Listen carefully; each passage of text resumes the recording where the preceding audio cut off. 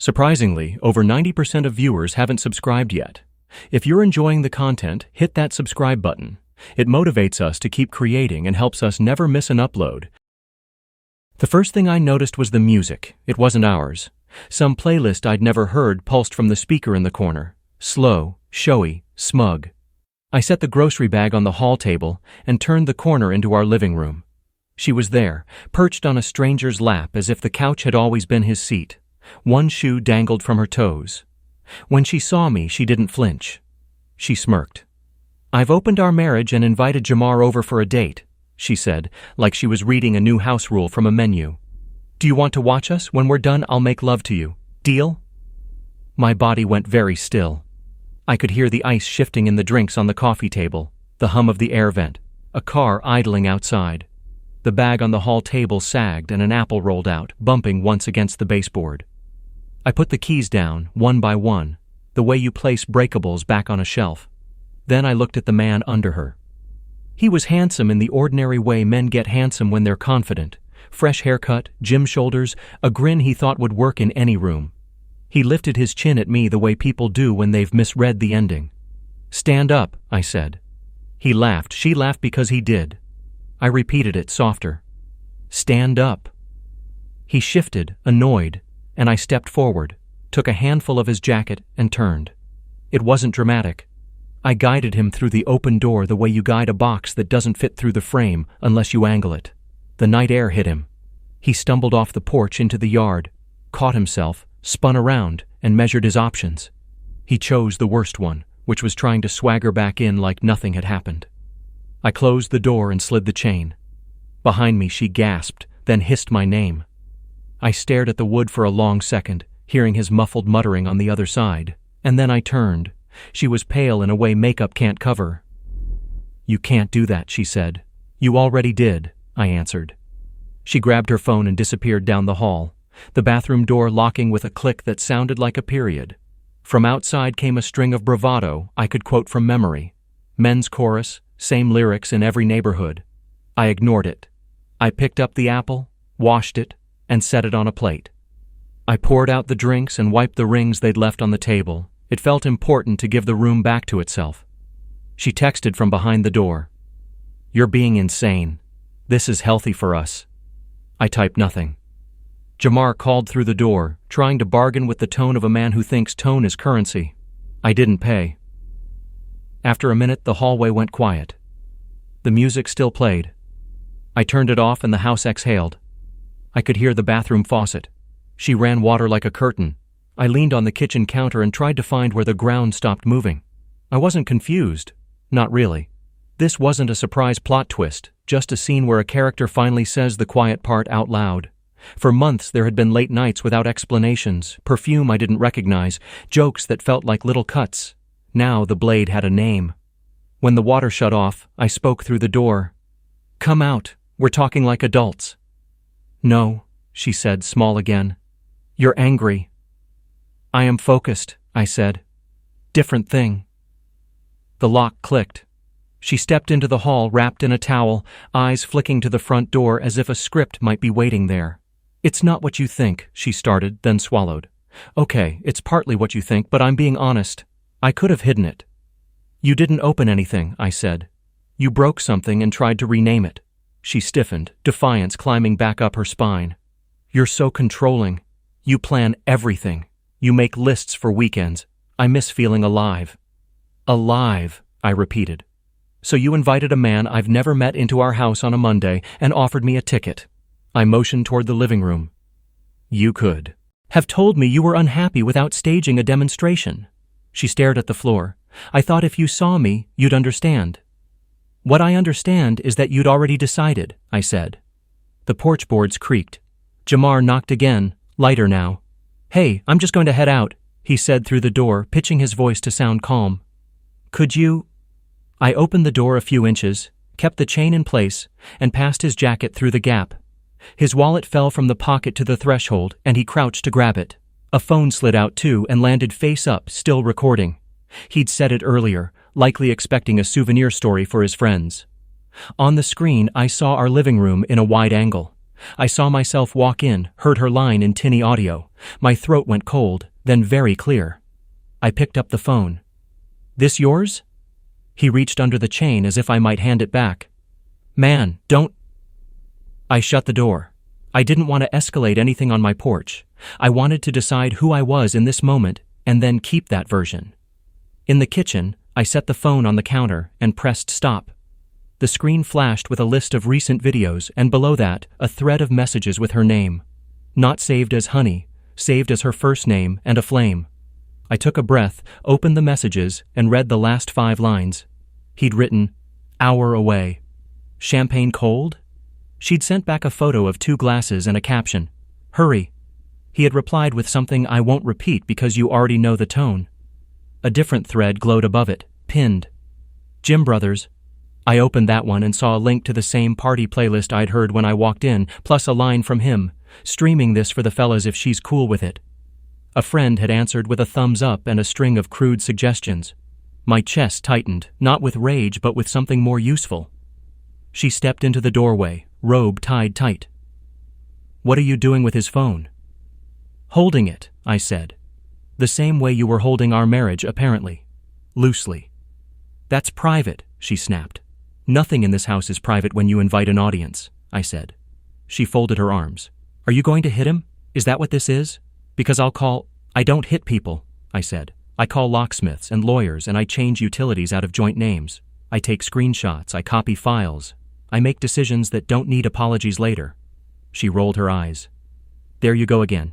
Planning, lists." "Stability," I said. "You confuse maps with cages." The porch creaked again. I opened the door on the chain and handed Jamar his phone. "Do not come back here," I said. "Ever." He took it without quite meeting my eyes. He started to speak, thought better, and turned toward the street. A rideshare idled a few houses down. I hadn't even noticed it arrive.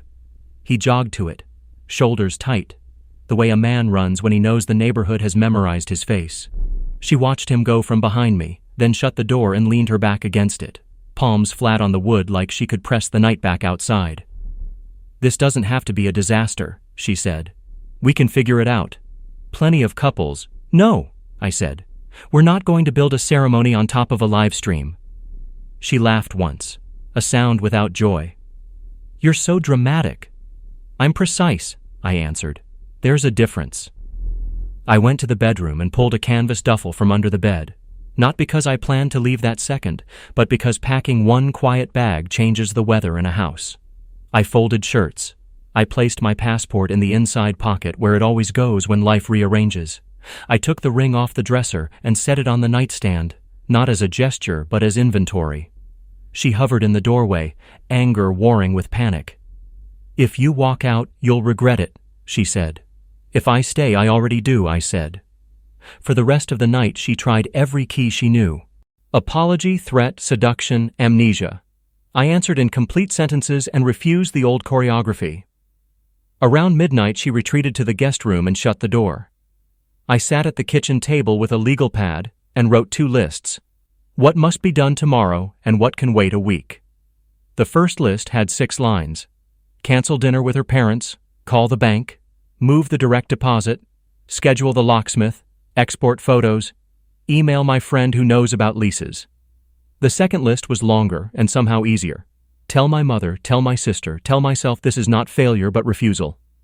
At 3 a.m., I stood in the yard and let the cool air press against my face. The grass still showed the scuff where Jamar had stumbled. Across the street, a porch light clicked on and off, someone's dog snorted once and went back to dreaming. I thought about the version of me that used to live for harmony. He was kind. He also mistook quiet for peace. I told him thank you and good night. Morning brought practical tasks that felt like lifting something heavy the right way. I made coffee, canceled autopay, set up a new email filter that caught anything with his name in it and sent it to a folder labeled Later. I called a locksmith and a lawyer. The locksmith could come at 4. The lawyer could call at noon. Both sounded like men who have heard many stories and still believe in locks that hold. Around 10, her closest friend knocked and slipped in before I could say yes or no. She looked at me with pity, and at my wife with a kind of disbelief that told me even friends run out of patience. "You told me he was boring," she said to my wife, not unkindly. "You didn't tell me you'd started broadcasting." My wife stared at the floor. "It was a mistake." "Mistakes don't have playlists," I said. They went to the guest room to whisper. I didn't follow. I cleaned the kitchen until the counters felt like they belonged to the century again. When the friend left, she paused beside me and touched my arm, in that careful way people do when they've decided one person in a situation deserves steadiness. "I'm sorry," she said, "for not saying something sooner." "You didn't owe me anything," I said. "But thank you." At noon, the lawyer called. I told him what happened without dramatics. He asked questions most people don't want to hear. I answered them anyway. He said words like documentation and timeline and best path. He reminded me that calm is evidence. When I hung up, I found her in the hallway holding a framed photo from a trip we took when trips still felt like stories we'd write together. "Do you remember this?" she asked. "I remember not taking a single picture of my phone," I said. "I remember us actually being there." She set the frame down like it weighed more than it did. "Are you really ending this over one night?" "I'm ending it because you turned a label into a license," I said. "Because you offered me a front row seat to my own replacement and called it honesty." At 4, the locksmith replaced the deadbolt and gave me 2 new keys. I kept one and placed the spare in a small envelope. I wrote her a note. "You may come and go for 7 days to collect your things. After that, text first." When she read it, she laughed without humor. "You're giving me a deadline like I'm a tenant." "You are," I said. "For a week." The sun went down. The house cooled. At 8, a car idled at the curb again. Different make, same posture. I checked the peephole and saw a woman with a calm face and a plain hoodie, hands in pockets, eyes like homework. She had the dog from Jamar's photos sitting quietly at her heel. I opened the door. She nodded once. "I'm here for my husband's lies," she said, "and to return something that belongs to you." She held out a small velvet pouch. Inside was a chain I hadn't realized was missing. He dropped it in our kitchen when he was practicing his story. I thanked her and stepped aside. She didn't enter. I need to. She'd already collected what she came for, certainty. Behind me, my wife's voice floated from the hall, soft and brittle. "Who is it?" I didn't answer. I was looking at the woman's eyes, which held the kind of steady grief that turns into action. She glanced past me toward the staircase and then back. "I'll handle my side," she said. "Handle yours." The dog wagged once, and we both almost smiled. She walked away without raising her voice. No scene, no sharp words. Just the neat removal of a piece from a board where it never belonged. I closed the door and leaned my forehead against the cool wood for a beat longer than necessary. In the quiet that followed, I knew exactly how part 2 of this story would begin. Not with shouting, not with spectacle. With a stage, a microphone, a room full of strangers, and a sentence I had been practicing without knowing it. Sometimes the most dignified answer is to stand up, walk out, and let the applause happen when it's earned. And before that stage, there would be one more morning, one more knock, one more reveal that would take the last argument out of her mouth and make the rest of the plan effortless. I was ready to hold it up in the light for everyone to see, what I found in Jamar's messages after he tried to record his triumph in my living room. Morning light cut across the living room like it wanted to expose every mark of the night before. I woke early, long before she stirred. The silence was sharp, broken only by the faint hum of the fridge. On the coffee table sat Jamar's phone. I hadn't given it back.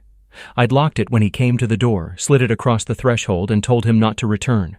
But not before I'd mirrored the files. I made coffee and opened my laptop. The folder I created the night before blinked on the desktop. Evidence. It held everything. His videos, their threads, her words sent in excitement to another man, the receipts of nights she called work late. The messages weren't vague, they were explicit. Plans. Laughing at me. Comparing me. Dismissing me. The pieces I'd suspected were all there, lined up in black and white. When she came down the stairs, wrapped in her robe, eyes heavy from the night's performance of tears, she paused. "What are you doing?" "Reading your honesty," I said calmly. Her eyes darted to the screen. She stepped forward, panic flashing for the first time in weeks. "That's private." "No," I corrected, swiveling the laptop toward her. "Private is what 2 people agree to protect." This is public. You just didn't get to choose the size of the audience. She reached out like she could slam the lid closed, but I placed my hand flat on the keyboard and met her eyes. Sit down. She sat, lips pressed tight, anger and fear fighting behind her face. Was this the plan all along? I asked, voice even. Invite me to play the fool? Put me in the corner while you called it liberation? Her jaw trembled. I wanted more. You're always so structured. Everything in boxes. Jamar makes me feel... I cut her off. Alive? Free? Special? Her silence was answer enough. I leaned back. Do you know what Jamar's wife messaged me last night? She thanked me because she had wondered for months she had no proof. Now she does. Do you know what that makes you? Her face collapsed. She whispered, Don't tell my family. Your family already knows who you are, I said. I don't have to tell them anything. They'll see it when you walk in with no husband and no excuses that hold. She tried bargaining then, promises of change, counseling, desperate lines about rebuilding. I let her speak until her words circled back on themselves. Then I stood. This isn't a trial. You don't get a closing argument. This is a verdict. I spent the day moving faster than she could keep up. By noon, the bank accounts were separated. Her name stripped from utilities, my lawyer drafting the first documents. I wasn't reckless, I was meticulous. Every screenshot, every receipt, every timestamp went into neat folders. By evening, I had a binder labeled with tabs, financial, messages, recordings. She hovered in the doorway, watching me work like a stranger in her own home. Why are you doing this so coldly? She asked finally. Because you already burned hot, I replied. Cold is what keeps me from becoming you. That night she tried a different tactic. She cooked my favorite meal, set the table, lit candles. She poured wine and smiled like a wife in an advertisement. I sat down, folded my hands and said, Put the act away. You don't perform for me anymore. Her face crumpled and she shoved the plates aside, sobbing into her hands. But even her tears felt rehearsed, and I refused to be her audience. The following week I let her stay in the guest room. The locks were changed, the rules set. 7 days to collect what belonged to her, then she would be out. She used those days not to pack but to stalk me around the house, trying to provoke emotion, anger, pity, lust. Anything that would prove I still played her game. I gave her nothing but silence and paperwork. On the third night, she cornered me. You'll regret this, she hissed. No, I said. You will. The next morning, her regret began to arrive. I forwarded one of Jamar's recordings, the one he had meant to share with his gym brothers, to his wife. She responded with gratitude and resolve. Within hours, she posted publicly that she was leaving him. She tagged him. She tagged my wife. Friends and coworkers saw. Their perfect little fantasy crumbled in the space of a single notification. That afternoon, my wife's phone buzzed nonstop, calls from friends, texts from family. She slammed it on the table and shouted, Why are you doing this to me? I looked up from my binder. You did it to yourself. I just refused to carry the weight of your choices. She tried damage control, messaging people, weaving half-truths. But the screenshots were already out there, the receipts undeniable. The silence I had held for months became the loudest evidence. By the end of the week, she had packed her boxes. Her mother arrived to help, eyes downcast, saying little. She avoided me, embarrassed. When the last box slid into the trunk, my wife lingered at the door. Is this really it? She asked softly. I met her gaze. It ended the moment you sat on another man's lap and invited me to watch. Everything since then has just been paperwork. She flinched, tears streaking her face, and turned away. The car pulled off, taillights fading down the street. The house exhaled once more. I walked back inside, locked the door, and looked around. The silence wasn't heavy anymore. It was mine. But the story wasn't finished. Because a month later, when I stood on a stage at another conference, speaking about resilience and integrity, I saw her again, in the audience, seated near the back. She thought she could watch unseen. But when the crowd rose to applaud me, she stayed seated, frozen, realizing the man she had mocked had become untouchable. And that was only the beginning of the ending nobody saw coming. Months passed after she left, and the house slowly became mine again. The air was lighter, the silence steady instead of suffocating. I poured myself into work, fitness, and the things I had once set aside to keep her happy. What started as survival grew into momentum. I was invited to more conferences, asked to lead bigger projects, and even encouraged to write about resilience and moving forward.